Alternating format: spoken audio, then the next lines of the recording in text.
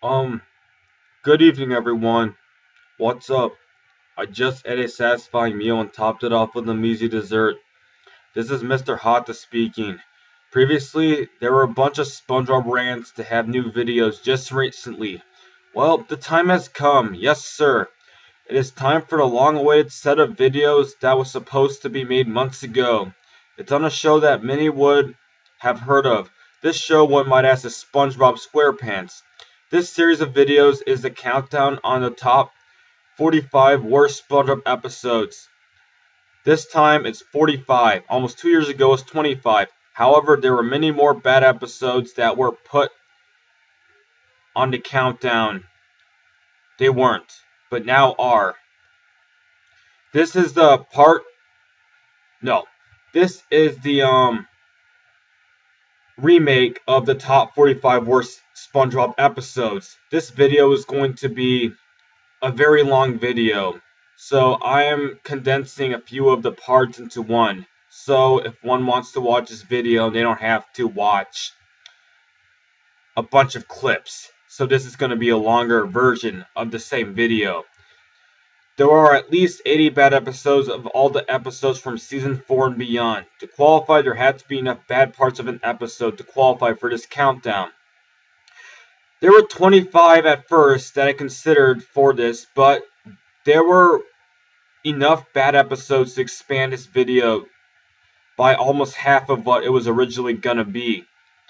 This was thought to be in the summer of 2013, but was delayed by over 14 months due to many things. This is the second edition of the SpongeBob Countdown, and it's time to do this. I am not going to say honorable mentions this time because they were in the other video. But there will be a third edition, top 20 worst SpongeBob episodes. I was going to do 15, but I think I found 20 episodes that are bad enough to make another countdown that are not on this countdown. You will see once the other countdown is made, which will be about a few months from now. Warning, this is not a ripoff of any of the other SpongeBob countdown videos. And it's time for number 45 to get this going. Okay then, let's go. Number 45 is the quote-unquote original fry cook from season 5, which is a load of BS. So, SpongeBob makes a Krabby Patty with love, but when a special guest arrives, putting everyone in excitement mode. It's Jim, the original fry cook. Wait, what? So he was there before SpongeBob? Since when? Yeah, that's BS because it was never mentioned in all the other episodes. Apparently, he was on his way to his gold mansion. BS again. For the first time in a while, Squidward is happy to see him, claiming that there was class during his time. A flashback is shown to prove it. Under Employee of the Month was the best employee ever, which was not seen in all the other episodes. Randomness. Jim, who worked at the finest restaurants in the world, makes his signature patty so darn quick that's not even explained how it's done. How are we supposed to know if it's that good if we don't see it being made? There's a sign of little effort in this episode. The Jim patty tastes so good that SpongeBob wants to learn how to make one. When he does, all the Krabby Patties are thrown out from not being perfect. To Jim's standard, that is. SpongeBob thinks he will be replaced due to all the attention Jim gets the entire episode, but is not because he is cheap, a quality that Jim never had. In a flashback, that is why Jim quit, from not being paid enough. Jim was a poorly developed character that is never seen again. Gosh, he was bland. Everything was so vague that was said about him. The world's finest restaurants, the Golden Mansion. They could have been more in depth about those things. Another example of little effort right there. Number 44 is Squid Defense from 2013. In order to defend himself, Squidward must be taught karate.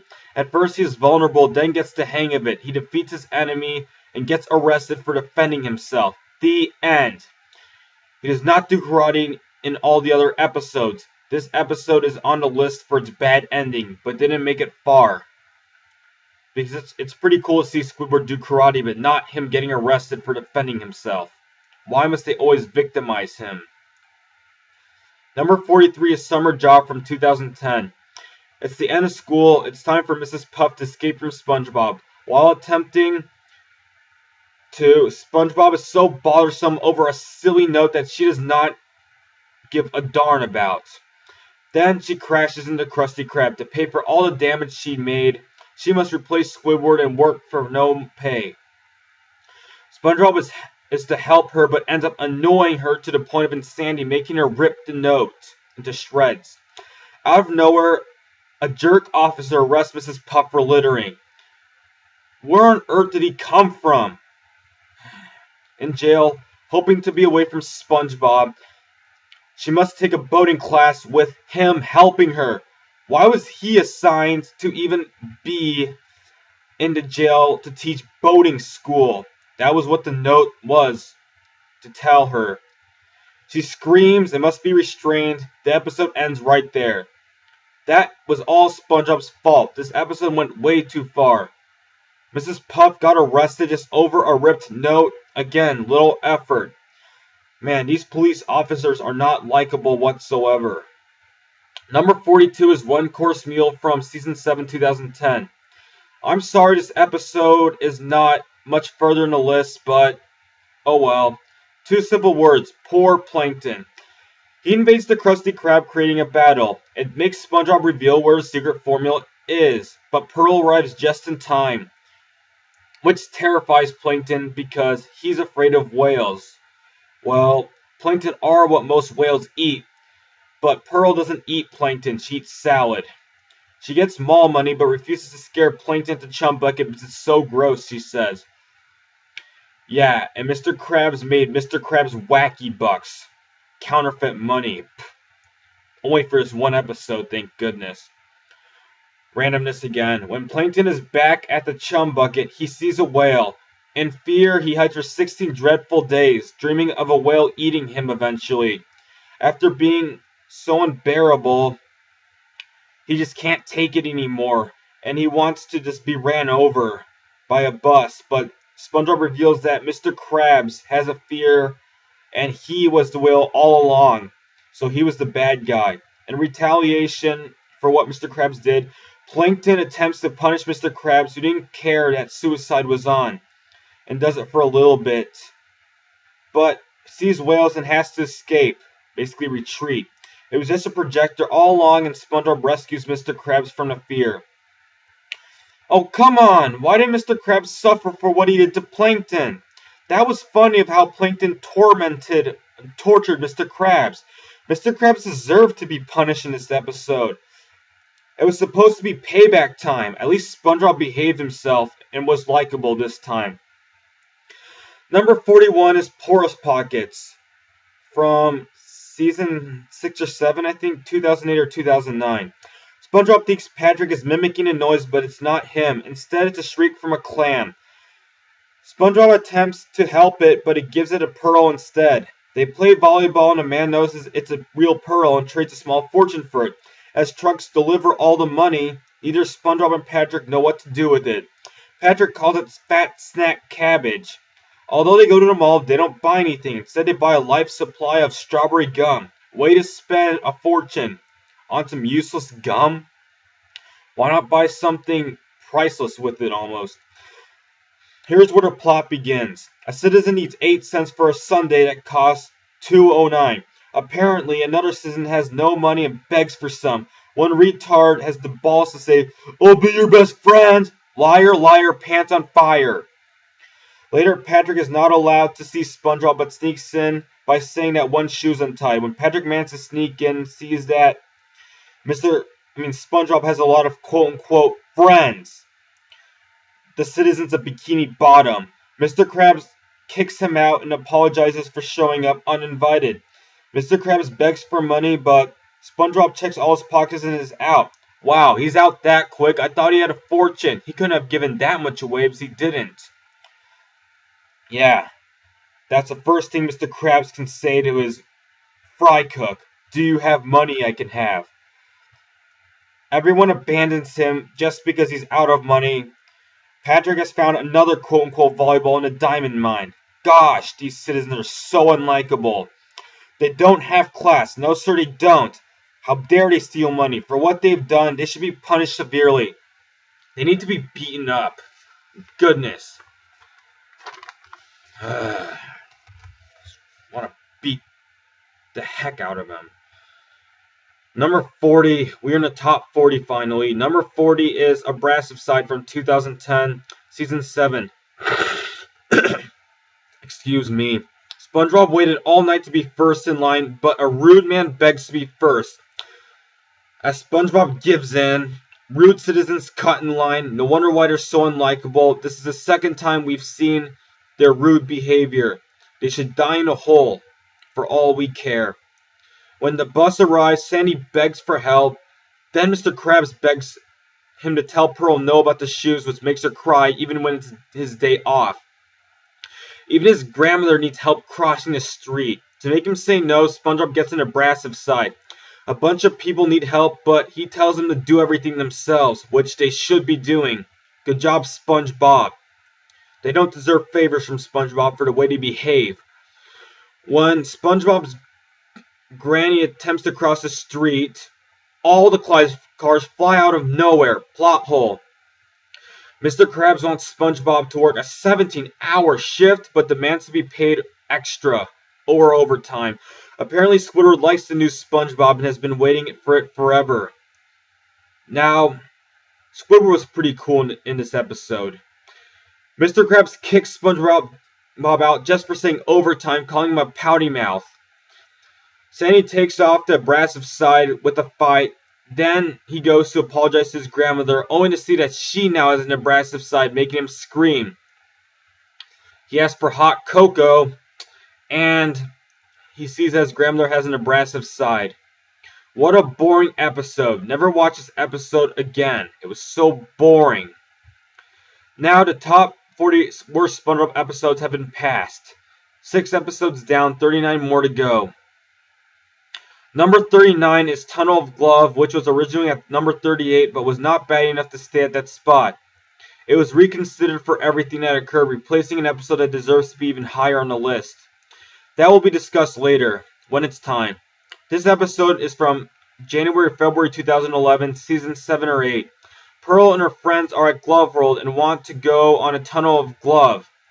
Her friends tease her that SpongeBob is her boyfriend. Patrick tells SpongeBob he'll catch up later just to feed his fat stomach. When the rides, Pearl does not want to wait and must go with SpongeBob without a choice. The boring ride is lame to her, but SpongeBob does not stop flapping his jaws the time they're on the ride. When the ride stops, it's on the news and they're trapped, which makes Patrick stop eating. The girls are interviewed and say that Pearl and SpongeBob are boyfriend and girlfriend, which is a flat-out lie. Patrick takes the machine apart that looks like SpongeBob. Brainless fool. Not only does he cause destruction, he makes the ride a thrill. Waves and scary robots are a part of that because of that. After the ride ends, Pearl says that was fun. Her friends still think SpongeBob is her boyfriend, but when they are scared, Pearl makes it a payback. At the end of the episode, Patrick is still eating and thinks that the machine is SpongeBob. He has, are you gonna finish that? Well, no, it can't eat, so... That was a boring episode, but not as boring as a few others. Number 38 is a special, one of the most recent specials, the one right before Goo Lagoon. SpongeBob, You're Fired from November 2013, Season 9. SpongeBob makes a perfect Krabby Patty and cleans well, but Mr. Krabs fires him over a nickel. Seriously? A nickel? 5 cents? SpongeBob can't work for free because it's illegal. What's ironic is that Mr. Krabs loves SpongeBob like a son, even though he does not in, these episodes. He used to love SpongeBob like a son, but almost never does nowadays. While Squidward must stay due to seniority, he's obviously older than SpongeBob. SpongeBob is a big crybaby about it, like he has many times. Patrick pays him a visit, saying that unemployment is fun because Patrick is unemployed. First, they bother Squidward, then they have a morning siesta. SpongeBob is too depressed to stay unemployed, so Sandy tells him to get a job. SpongeBob goes to Weenie Hut, makes patties but gets fired. Pizza Pie Hole fires him for making a pizza patty. Taco Sombrero and Noodle Hut fire him, so he's been fired 5 times in one day. The snail pot that SpongeBob makes for Gary tastes good to Patrick, so SpongeBob wonders why he can't be hired. All the chefs want SpongeBob as their fry cook. The killer patty saves him from the angry chefs because the Krusty Krab desperately needs SpongeBob back. Wow, they need SpongeBob back in one day, so they can't even function without SpongeBob? Wow, Mr. Krabs really took him for granted in all those other episodes, I bet. It was Squidward who rescued him. Good job, Squidward. There was a paid toilet at the end to get back to Nickel. That's sad. Then wouldn't Mr. Krabs have already gotten the Nickel back anyway? That episode was so futile.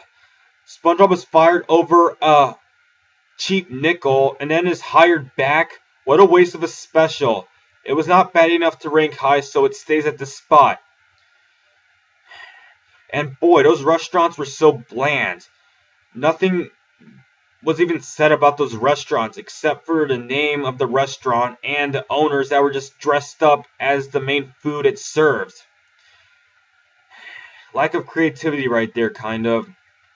It seems like all the specials were not as well written as they could have been. Some had potential, but were very poorly planned, not to mention poorly executed. This episode is relatable to that Hello Bikini Bottom because Mr. Krabs buys back the Krusty Krab at the end. Another futile episode. The title seems interesting, but the episodes just fail miserably.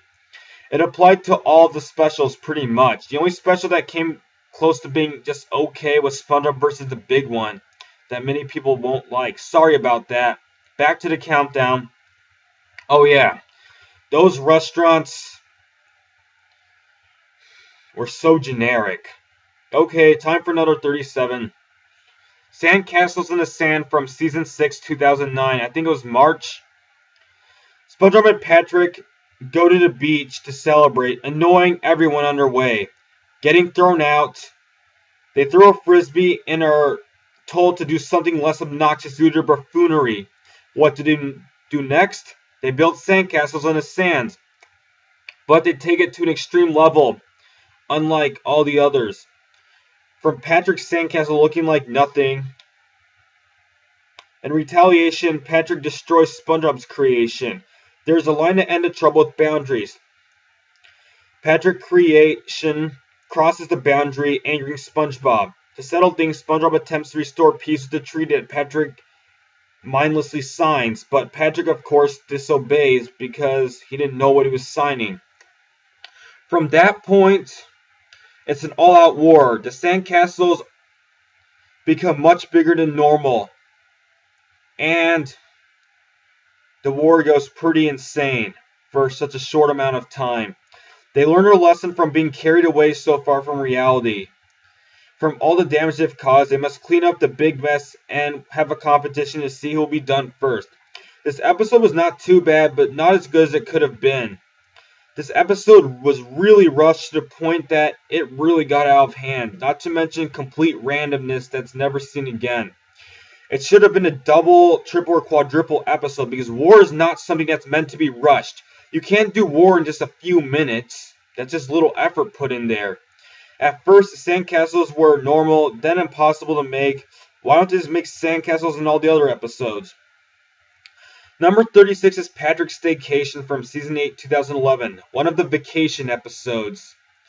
I think there were 4 of them. Apparently, Patrick is so tired from waking up, eating, sleeping, waking up, eating, and sleeping. I've been waking up, eating, sleeping, waking up, eating, and sleeping for my whole life without a rest!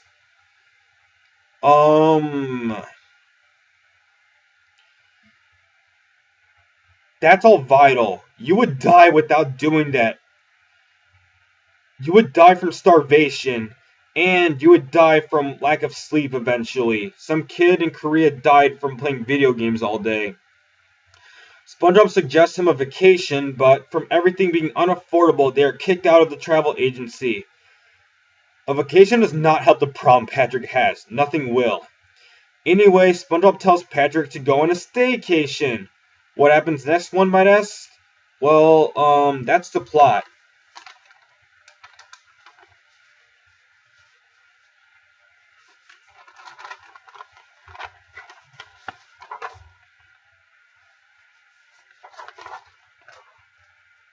Hang on a sec. I just need to take a break real quick. I'm so sorry.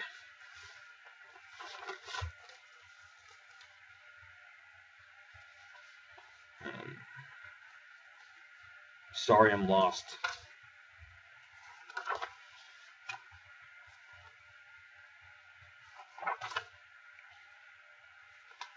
Hang on, I'm just lost right now.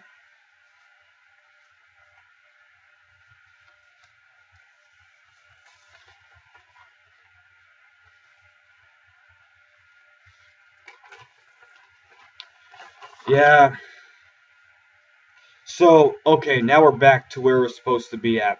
SpongeBob transforms Patrick's home into a hotel called Stall Rock Inn. Welcome to Stall Rock Inn, sir. Actually a pretty cool name, because he does live in a rock, and is 1 star, and is an inn, so it all makes sense. He pretends to do all the roles of an employee of the hotel, including reserving a room for Patrick and taking his bags. Ungrateful as he always is, Patrick wants the room to be redesigned. Yeah, we saw that in Krusty Towers when Squidward wanted his room to be redesigned, but then changed his mind an hour later. Yup, we saw this in Krusty Towers from Season 4, almost 9 years ago. When SpongeBob shows him the pool, Patrick asks, "Where's the diving board?" In just a little bathtub, Patrick drowns and freezes. How do you drown in a bathtub? And I don't think the water was freezing. I find it hard to believe. After that, his stomach growls and he is hungry. SpongeBob sets up a table, giving him a bib and makes him a Krabby Patty. Out of nowhere, Mr. Krabs charges him for not only the Krabby Patty, but even a tip. Plot hole. Where on earth did Mr. Krabs come from? Patrick asks, "Where's the entertainment? What kind of resort is this?" SpongeBob attempts to please him, but it's lame to Patrick. He says it's boring. In just a little bit amount of time, the Krabby Patty burns, and there is a good smell from Squidward's house. How does the Krabby Patty burn that quick? Just when Squidward is about to eat, Patrick barges in and eats all his soup, thinking that Squidward's a waiter. He is told to get out, and it's not a resort. No, Patrick, Squidward's house is not a resort. There are no resorts. You can't afford one.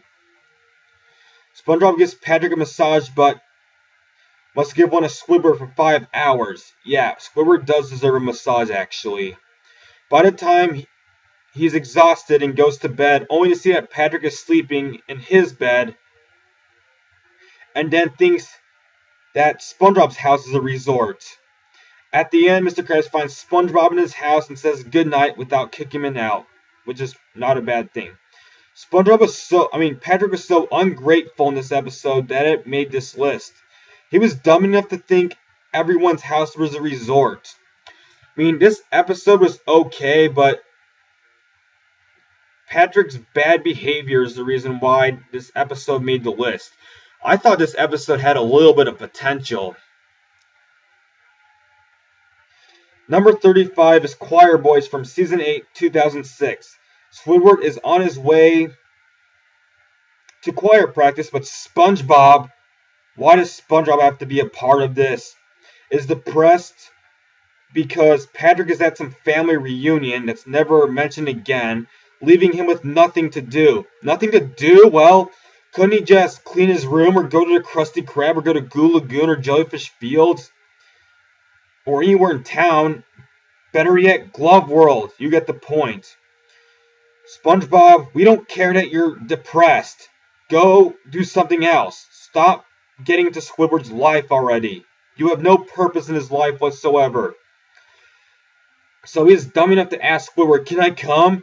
The answer is no, absolutely not. It's enjoyable to see Squidward say no at least 5 times. Then, even though he's not allowed to come, SpongeBob follows Squidward after being told where he's going. He won't stop being so ever bothersome to Squidward, even making him get stung like jellyfish twice. Out of nowhere, SpongeBob shows up to stop Squidward so he can sing in front of him, but Squidward stops him from doing so. All of a sudden, and out of nowhere, SpongeBob has this magical ability to sing very well. At rehearsal, Squidward can't seem to sing at all, but SpongeBob arrives with a beautiful voice. As a reward, he's a soloist, and Squidward is nothing but his helper. The end could have been worse, a lot worse. SpongeBob should have just minded his own business and stayed depressed. How on earth did he have the ability to sing so well for just this one episode? This was such a boring episode. Number 34 is Spy Buddies. From the end of 2007, end of July 2007, Season 5. This episode had potential, but let's see why it's on this list. Mr. Krabs disguises Plankton to see if the formula's safe. A shadow of Plankton is saying, but all of a sudden it's Mr. Krabs, a plot hole. SpongeBob turns on the light in the dead darkness and asks what Mr. Krabs is doing. Plankton has not tried to steal a formula for over a month, according to Mr. Krabs. However, that remains suspicious. Who knows what Plankton's up to, thinks Mr. Krabs. Mr. Krabs wants SpongeBob to spy on Plankton, which Squidward refuses to do. Then, when SpongeBob is imagining himself as a spy, Patrick comes in and says that he can see SpongeBob through a straw just for no reason at all. We don't know why. SpongeBob tells Patrick, "Guess what, Patrick? I'm a spy!" And that makes Patrick want to be a spy. They are spy buddies. The customers can hear, "Wait, what? I thought it was the middle of the night. How did it become morning all of a sudden?" Plot hole. The second plot hole in the whole episode. Due to their obnoxiousness, Mr. Krabs tells them to be quiet. After the Krabby Patty gives them a mission, it explodes. Patrick oddly says it's going to leave a mark. Sandy shows him spy gear such as a magnifying glass, a camera that can fit up one's nose, and a jetpack. Just as expected, Sandy does not find it too trustable, which I don't blame her for. To sneak the weapons out, Patrick uses the knockout gun and knock out Sandy. Next, they spy on Plankton, what the plot is. Meanwhile, Mr. Krabs asks some questions. Oh, what's he doing? He's looking for baby clothes and buying a stamp. It is unknown why he does those. SpongeBob and Patrick continue to follow Plankton, thinking that they are not noticeable, but he orders them to keep it down. They're stomping the whole time. They're following him. When he's just barely getting away, they use the jetpack. For what? That was utterly unnecessary. That was not even an absolute emergency. They burn Plankton for the second consecutive time, then they crash and lose the jetpack. What an utter waste. One may find agreeable is that these two are not trustable at all, nor will they ever will be at this time. They can't use any spy gear at all. They can't do anything right. What's next? To the Spy Mobile, where the options are mining, oil slick shield, some pretty cool ones, and without bothering to think even just a little bit, Patrick says and sees self-destruct and presses it for no reason at all. The car self-destructs. All the two imbeciles do is sit there and laugh like it was some joke. Arrgh. Wait a minute. That was so unfunny. Self-destruct? Seriously? Why on earth is there a self-destruct button on a Spy-mobile? That was not funny. That was utterly unnecessary. That was just there to make the episode funny, but it didn't. Patrick Star, you are a waste of space. Why did you think that was funny? Why? Answer me, you fat pink starfish. This is I thought. You can't. That was not a laughing matter and certainly is not playtime for poopy babies like you. Can you do anything right? Go kill yourself with the self-destruct button. Mr. Krabs calls the two and is displeased to hear that they've lost Plankton, which was entirely their fault. Later that night, they go to the chum bucket when Patrick suggests that he should use the front door because he has no common sense. and it's open. According to SpongeBob, who has a brain unlike Patrick, spies use a secret entrance. Once they're in, Patrick is so obnoxious that he yells, "You need to be quiet! We're on a secret mission!" Patrick, you need to be quiet! So shut up and think already!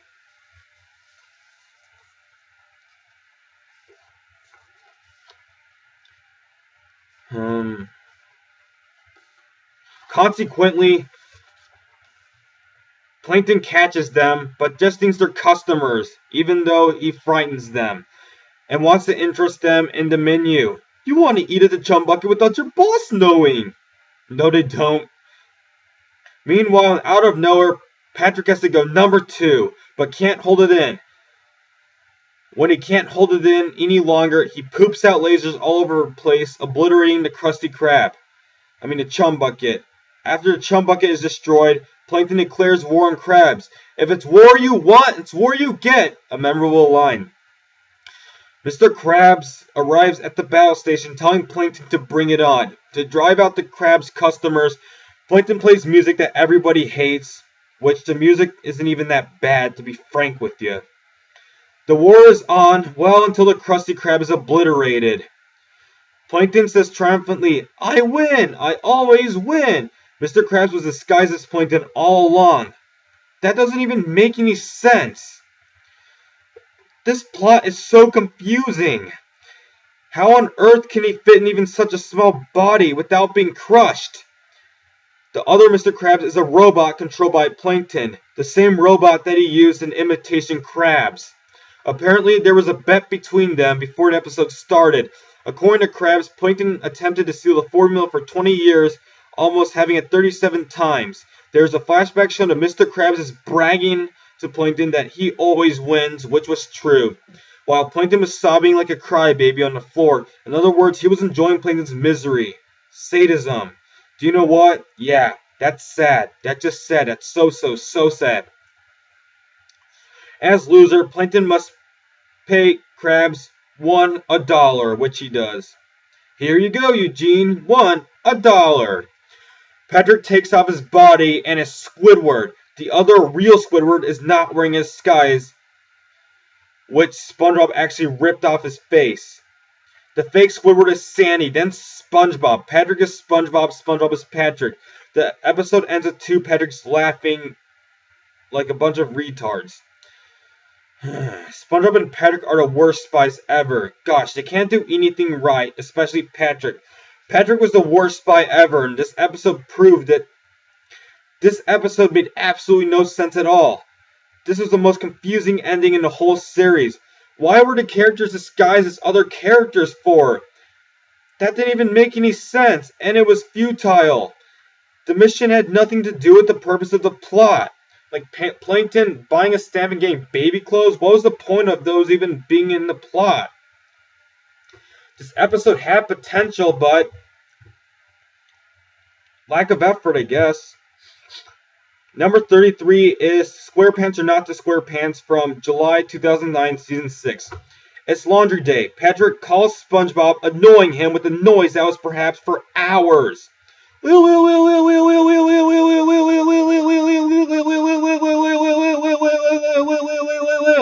That's the best way I can do the noise. That was what Patrick was doing the whole time. Why didn't SpongeBob tell Patrick to shut up? Patrick!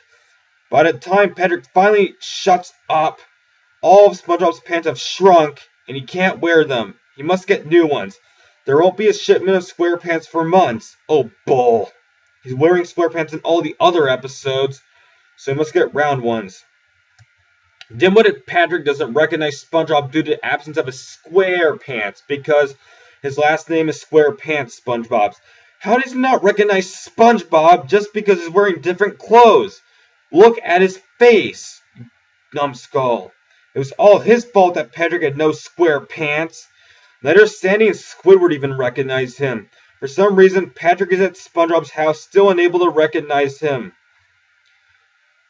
SpongeBob starts all over and does nothing but follow Squidward all day long at the Krusty Krab. He copies just about everything Squidward does, doing a lot of bad things he would normally never do, like being rude to customers, following him to the bathroom, However, Mr. Krabs puts that to an end and is the only one that's not dim-witted in this episode.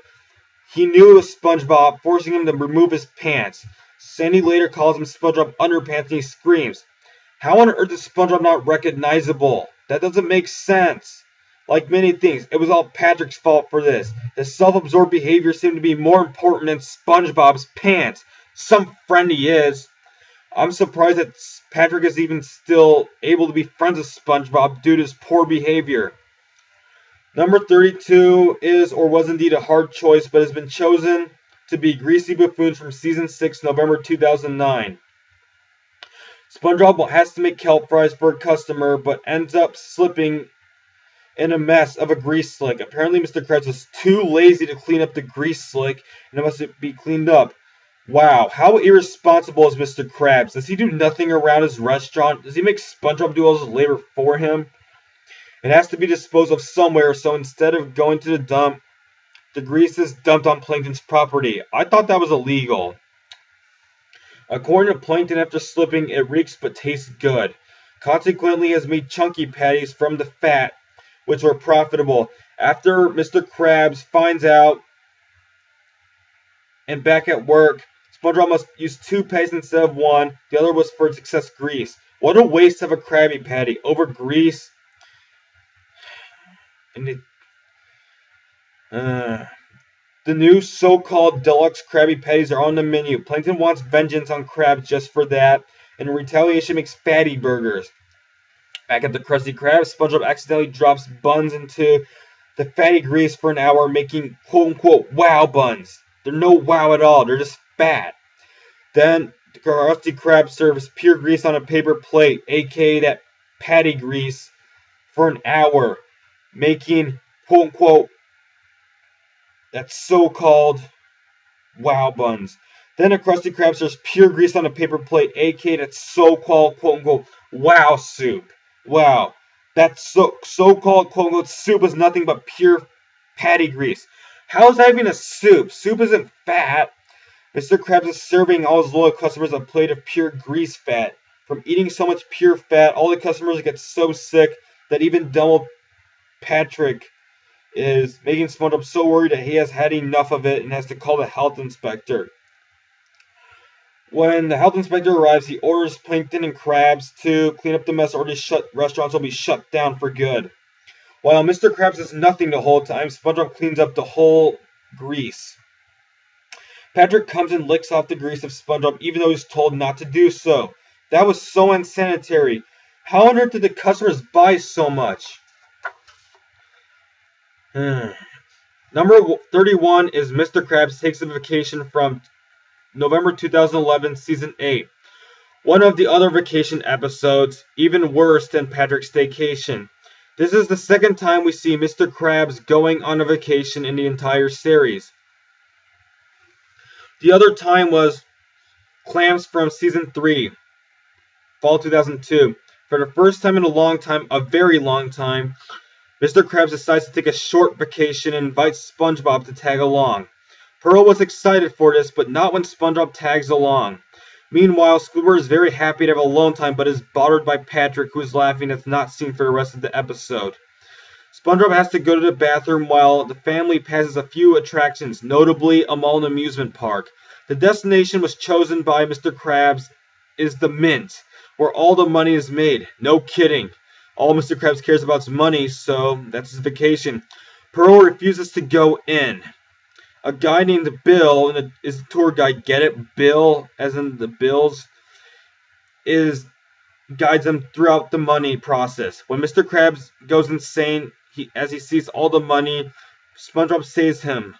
After that incident, Mr. Krabs throws a tantrum after seeing money being destroyed. To settle the situation, SpongeBob explains that old money is reused, and they're almost kicked out by Bill that quick. Bill was nothing but a jerk, without tolerance. Like the sins of Bikini Bottom. Out of nowhere, criminals steal money but are quickly stopped by Mr. Krabs. As a reward, he is given a priceless dollar bill but is stolen by Pearl for some lame old shoes. That makes Mr. Krabs throw a huge temper tantrum in public, way to badly end an episode. That was my biggest problem with the episode, was the bad ending. Overall, it was kind of a boring episode, and that wasn't even a vacation. Pearl was so bratty and burdensome in this episode. Boy, I actually felt sorry for Mr. Krabs this time. This episode was way too short to be called a vacation. It should have been a double, triple, or quadruple episode. Didn't even stay at a hotel. In a vacation, you stay somewhere overnight. This was just a trip to the museum. Nothing more. Now we have hit the top 30 range. Time for the top 30 worst SpongeBob episodes. A special shout out to Vonnie, Zacatech1001, and Choose Andy Penner. Let's do the top 30.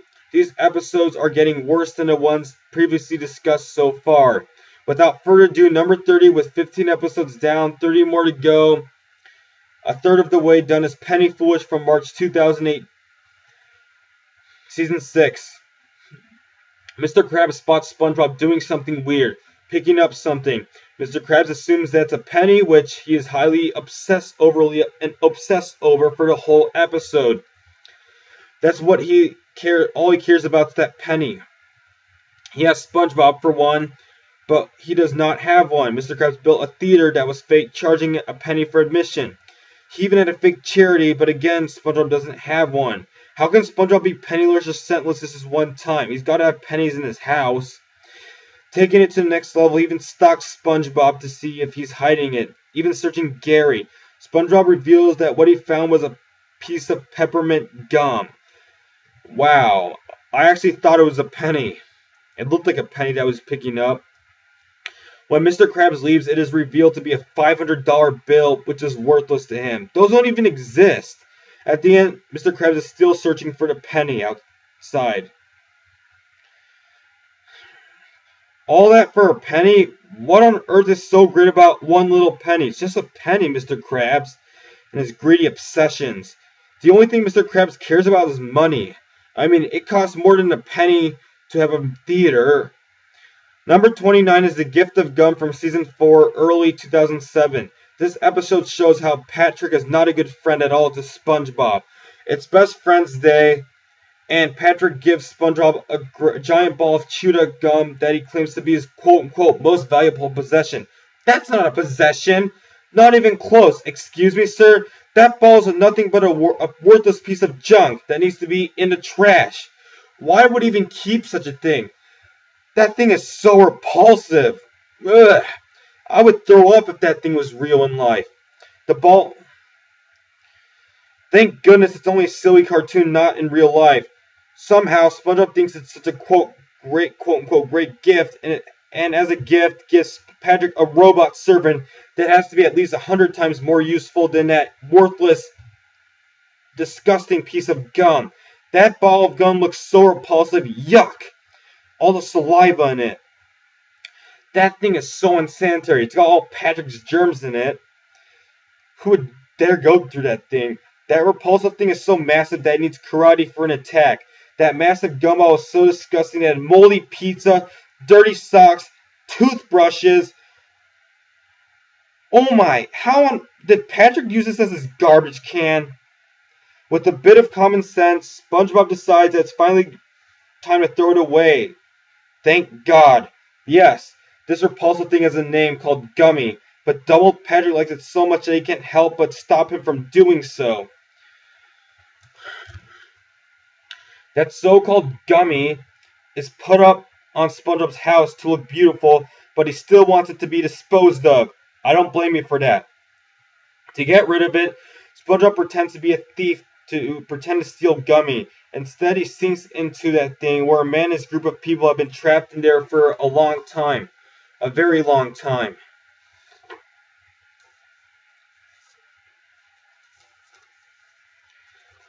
But are finally set free because of SpongeBob. They finally found a way out. How can they be in a gum? How did they even get in a gumball? And how could they've survived in gum for that long? How long did Patrick make that thing for? Was that thing made for like years?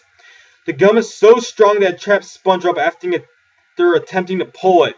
That makes an even bigger mess, trapping Sandy and Squidward as they attempt to rescue him. Patrick thinks everyone is having fun with Gummy but him, which is wrong. He wants Gummy back and cleans up the mess to get it back. That cleans up the mess, but after blowing it up, it makes even a bigger mess. A much bigger one than before. And it covers all of Bikini Bottom. Patrick, who is just so happy, is seeming to have fun, and does not even a clue of what's going on. At the end, he says, "That was the best friends day ever! Ha ha ha!" So, the reason for this episode being on the countdown to top 30, notably, was all because Patrick thought of giving a nasty-looking thing was friendly. Plus, whatever happened to that robot servant? Nothing's ever explained or seen again in these episodes. Gift of gum. Bad gift. Bad. There's really nothing to say for this episode, the season 4 episode. Number 28, now getting into even worse stuff, is A Day Without Tears from early 2007, I think March, season 7. In this episode, SpongeBob does pretty much nothing but cry all day over every single thing that ever happened. Even over the littlest things ever. Again, nothing but complete randomness. So the question is, why does SpongeBob cry all day? All the above for stubbing his little toe, ripping his shirt, hearing some sad song when a Krabby Patty drops, etc. It was over many lame reasons is the best way to put this. All of this was so bothersome to poor old Squidward that he yells, and consequently, you know who cries yet again. Okay, time out. Poor old Squidward has yelled at SpongeBob countless times in many other episodes, and he wasn't crying, so why on earth is he crying this time? Why am I being so silly enough to be asking myself such a dumb question? Back into the episode. According to Squidward, SpongeBob cried for a total of 43 times before 2 p.m., all recorded for proof. He cried that many times? Over what? Nothing! They were all recorded for proof. To stop this unbearable behavior, there's a bet put in place. SpongeBob cannot cry for the rest of the day, says Squidward, and that's that. No exceptions. As SpongeBob wins the bet, however, Squidward must sleep over for the night. For the rest of the episode, SpongeBob does his very best not to cry. Wow. Just wow. Really? Why didn't he do that all the other times? And how on earth is it so hard to go without a tear just for this one day? Anyway, at the same time, Squidward attempts to make him cry to win the bet. Ways he attempts to have him shed just a tear are by playing his clarinet, reading a sad story. Yeah, SpongeBob managed to win the bet at the end. That's sad. Really?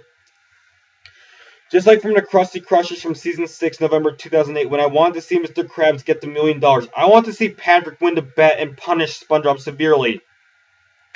This episode wouldn't have been as high if Squidward has won the bet. At midnight, from holding back so many little tears, he cries like never before, flooding the entire town. He cried even more than he did all that Glitters episode. SpongeBob did not deserve to win the bet after crying that much at the end. It just ticked me off. I wanted to punch the TV when I saw him win the bet. At the end, Squidward is so sad about losing the bet that he cries. SpongeBob has never cried that much in a single day. It was bearable enough to only be at number 28. Number 27 is Welk Attack from 2010, Season 7. Let's put it this way. It could have been a lot more violent at the very end. Some angry Welks come to Bikini Bottom, attacking everyone, terrorizing them. Their attack is to cover the townspeople with purple slime, which is repulsive. Patrick spits at them, angry them. Not only were they bad enough to eat the Krabby Patties, the giant mother, one of those vile creatures, swallows not only Mr. Krabs, but even poor old Squidward. Full of fear, SpongeBob and Patrick go to Sandy for help, but the angry Welks not only destroy the Tea-Dome, they eat the 3 characters because they're that dumb. They even eat the Krusty Krab. According to Sandy, who is not good at science, they are sick is the reason why they have caused massive destruction. What? That's it? What a lame excuse for such unacceptable behavior. These vile creatures do not deserve to be alive. They deserve to die in a hole. They should be executed by a SWAT team. That would have made a perfect ending right there. So what happens next? SpongeBob uses up himself to clean them. He has saved the day, and Squidward questions that the whelks went crazy over the sniffles. An illness. They went crazy over the sniffles? The baby whelk sneezes and everyone laughs. Questions. Why didn't these whelks get killed from someone? Seriously, they attempted to destroy the town just over a few sniffles? Why on earth wasn't there a punishment? They committed a crime, a serious crime. So there was violence in the beginning but not the end. Little effort put in, all has been said. Die whelks die. The reason why this episode made the countdown was because of its lame ending. It was also a boring episode too, not to mention. Number 26 was another hard choice yet again. Decision was for it to be House Sitting for Sandy from Season 8, September 2011. SpongeBob was sleeping peacefully until his alarm went off. He wants to go to the Krusty Krab but can't because it's Sunday. Sandy calls him to babysit her house, and when he does, Sandy gives him instructions. She shows him a kelp greenhouse, a robot warehouse, and worms, and a priceless rare artifacts. When Sandy is gone, SpongeBob passes time slowly by counting robots and cleaning the artifacts, just like he was told to.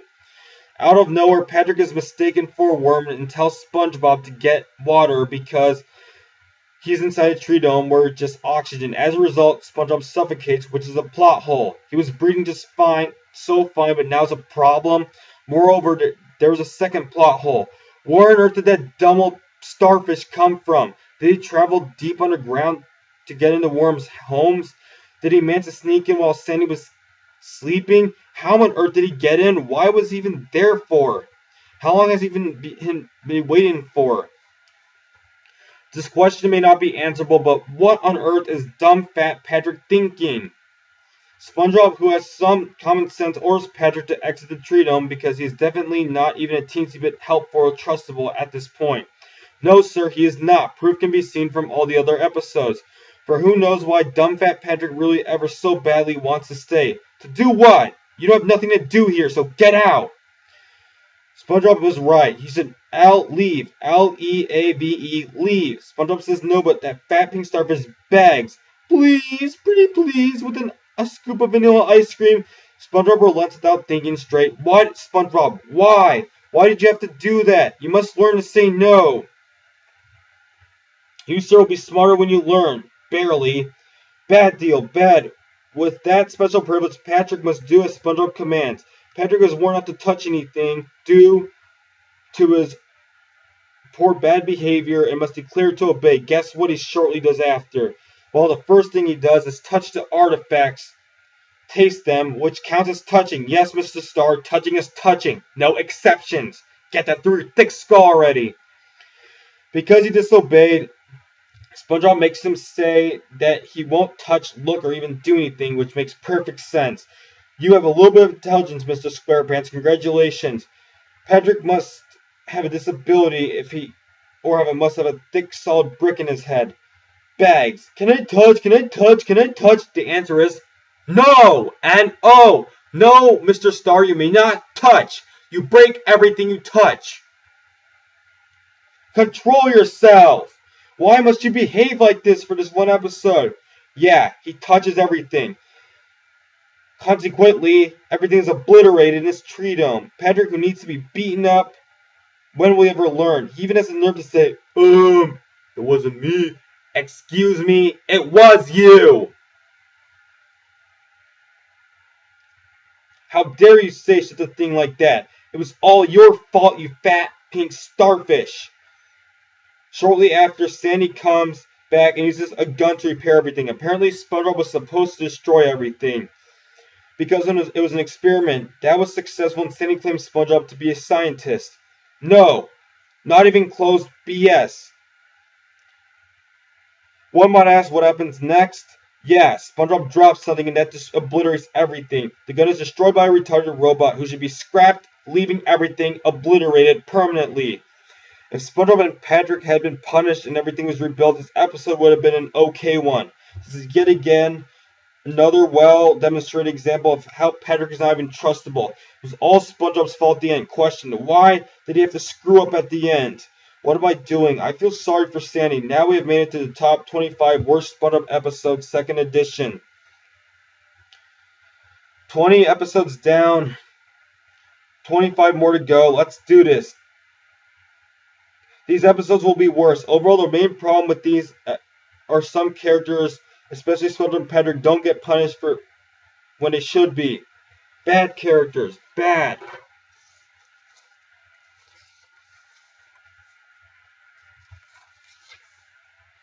This is the top 25 worst SpongeBob episodes.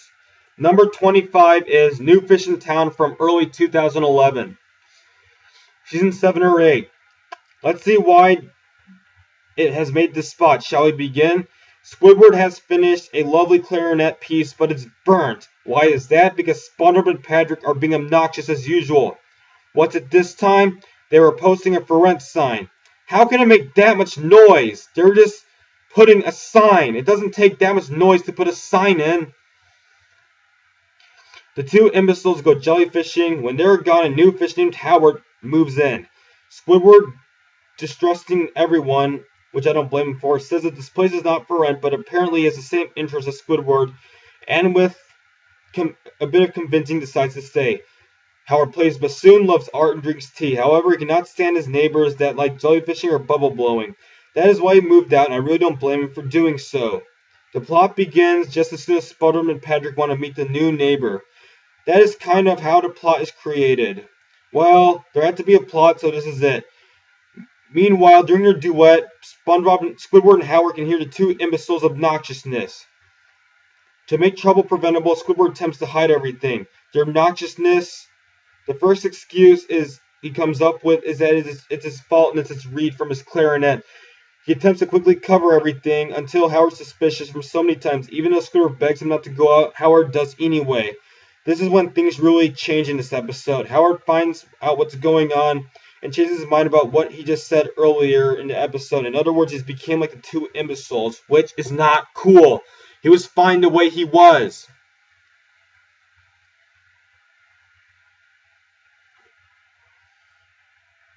That angers Squidward, which I cannot blame you for. It means that he immediately dislikes this, having almost a decent neighbor. Yep, the new fish in town had class until he met the two untrustable fools. Why did they have to take a shortcut to end this? Because of this, Squidward gets ripped a new fish. 2 can play at this game, but not 3, he says.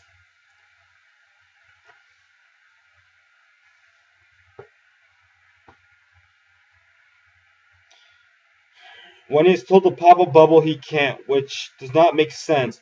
Although Howard seems slightly boring and bland, he was sort of fine the way he was. He was better the way he was than acting like SpongeBob and Patrick. But SpongeBob and Patrick are unlikable nowadays.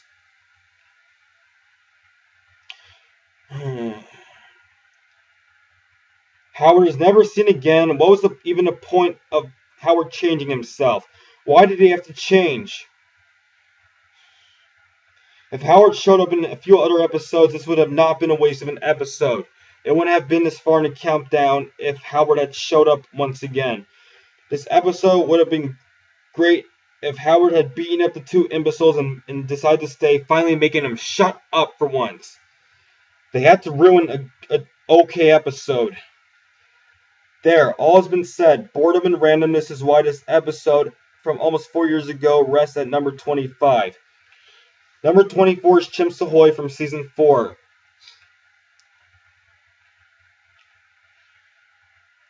An episode full of nothing but utter BS. So, some dirty old chimpanzees are coming to inspect Sandy for an invention. So far, Sandy has not made a successful invention. Hey, wait just a second. Say what? Excuse me. Sandy has bosses. Why? So she must be extremely useful just to live here? Since when on earth did she have bosses? They sound more like a bunch of buffoons. Bosses? BS. This is baloney. How on earth are they bosses? All of Sandy's inventions, such as a nutcracker, failed to do what they're supposed to do. The invention that SpongeBob and Patrick makes malfunctions. That was supposed to be something that could cut hair and tune ukuleles. Just was when Sandy is about to leave, Sandy's machine peels bananas. That was enough.